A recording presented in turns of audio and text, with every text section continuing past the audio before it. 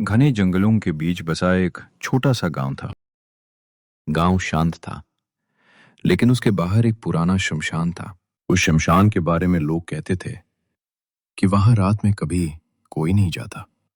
बुजुर्गों की एक चेतावनी थी, अगर अमावस्या की रात शमशान से शहनाई की आवाज सुनाई दे तो भूल कर भी खिड़की मत खोलना, क्योंकि उस रात शमशान से एक दूल्हा निकलता है जो अपनी अधूरी दुल्हन को खोजता है।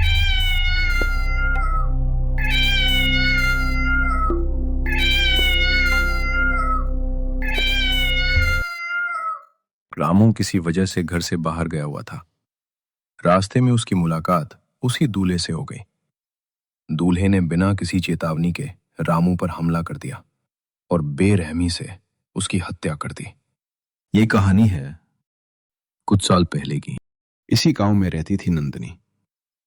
वो हंसमुख और दयालु लड़की थी। कुछ ही दिनों बाद उसकी शादी अर्जुन नाम के युवक से होने वाली थी। पूरे गांव में खुशियों का माहौल था। घर सज चुके थे, रिश्तेदार आ चुके थे, ढोल नगाड़े बज रहे थे। शादी वाले दिन अर्जुन की बारात गांव की ओर निकल पड़ी, लेकिन रास्ते में घना कोहरा छा गया। बारात को उसी पुराने शमशान के सामने से होकर गुजरना था। वो शमशान के बीचों बीच अचानक गाड़ी रुक गई। गाड़ी से सभी लोग नीचे उतर गए। तभी अर्जुन के पिता बोले, अरे अर्जुन बेटा, गाड़ी से मत उतरना, ये अशुभ संकेत है। अर्जुन ने जवाब दिया, हाँ पिताजी, अभी आ रहा हूं। ये कहते ही सामने से अचानक एक तेज रफ्तार ट्रक आया और अर्जुन को जोरदार टक्कर मार दी। टक्कर इतनी भीषण थी कि अर्जुन ने वहीं मौके पर ही दम तोड़ दिया। चीख पुकार मच गई। जब अर्जुन को देखा, वो मर चुका था। नंदिनी का संसार एक पल में उजड़ गया। समय बीतता गया। 1 साल, 3 साल, 7 साल।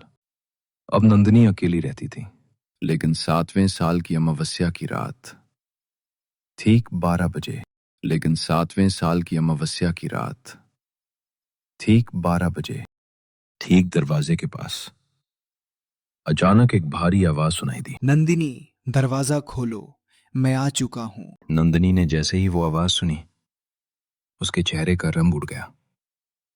वो उस आवाज को पहचानती थी। उसने कांपते हुए दरवाजे की जिरी से बाहर देखा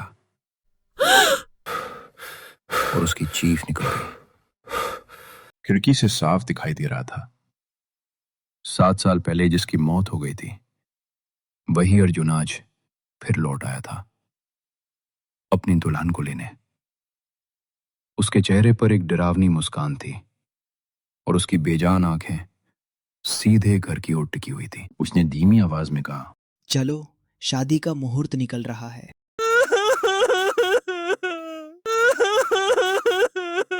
नंदिनी रोने लगी। उसी समय उसे अपनी दादी की कही बात याद आई, अगर कभी शमशान की बारात तुम्हारे दरवाजे तक आ जाए तो सूर्योदय होने तक बाहर मत निकलना। उसने भगवान की मूर्ति के सामने दीपक जलाया।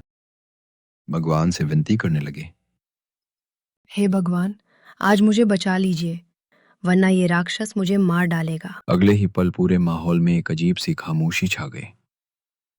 ठंडी हवाएं भी अचानक थम गई और चारों ओर सन्नाटा फैल गया।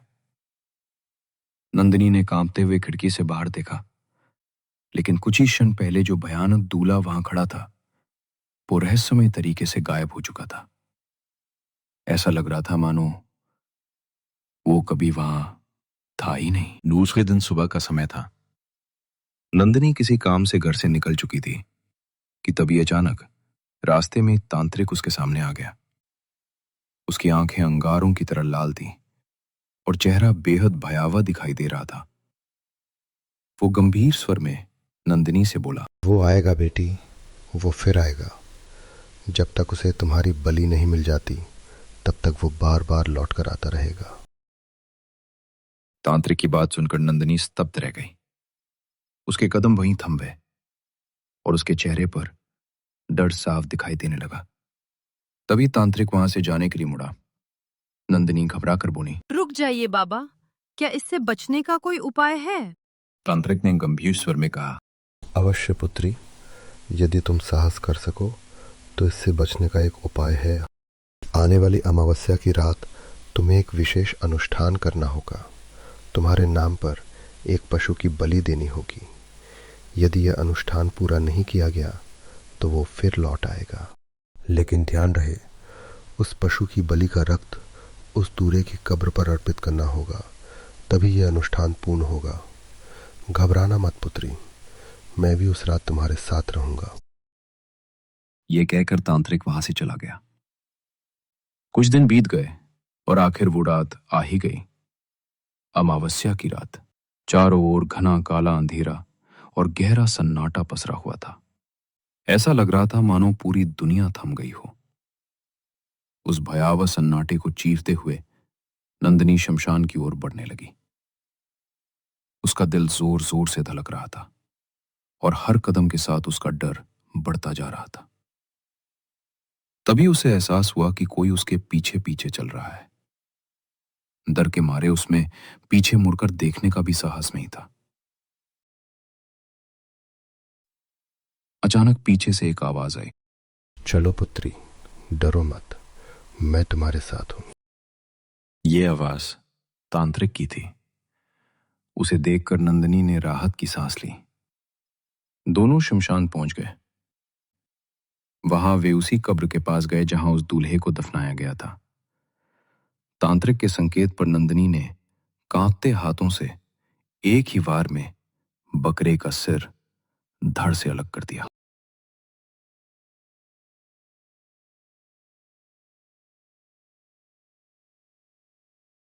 तभी अचानक नंदिनी की नींद टूट गई।